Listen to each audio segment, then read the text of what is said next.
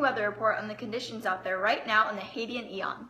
We highly recommend staying indoors because it is very hot outside from the magma and boiling sulfur.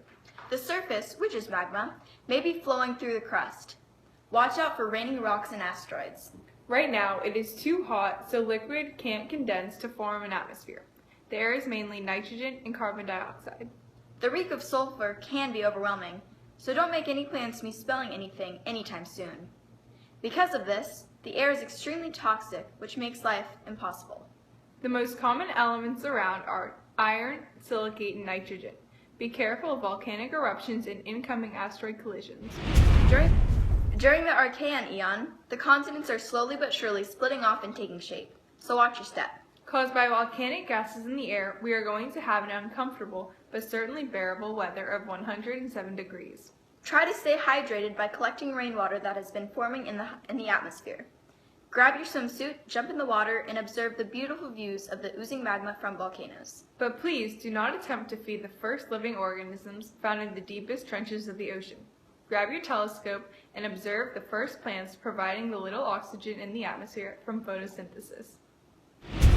The Proterozoic eon, the surface of the Earth has finally solidified into the Earth's crust. It is no longer molten, so you can consider venturing into the outdoors.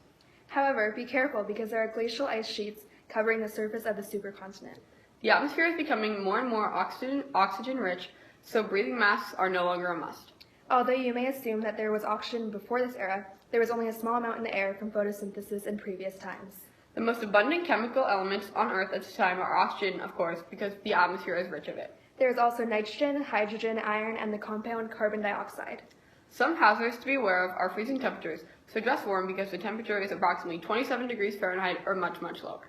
In addition, stable continental masses first appear during this time and are beginning to grow through accretion of sedimentary deposits, which means that you will need to avoid the colliding rocks that are constantly growing in size when joining together.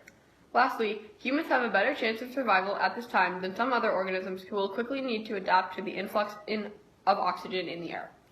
The atmosphere, oxygen-filled, breathable air, and multicellular organisms have made their first appearance during this eon. The end of the Permian period is arriving, and Earth is in a global crisis. We are experiencing the worst mass extinction in 600 million years. But as this period comes to an end, why don't we look back on the period as a whole? During the beginning, the ice caps had just finished melting. After the ice caps melted, the Earth experienced a period of global warming as well as a drastic drop in sea level. These major changes all contributed to the crisis we are now in. However, this period of global warming and extinction may be coming to an end. In Siberia, the volcanoes are having major eruptions, which seems to be slowing the rate of extinction.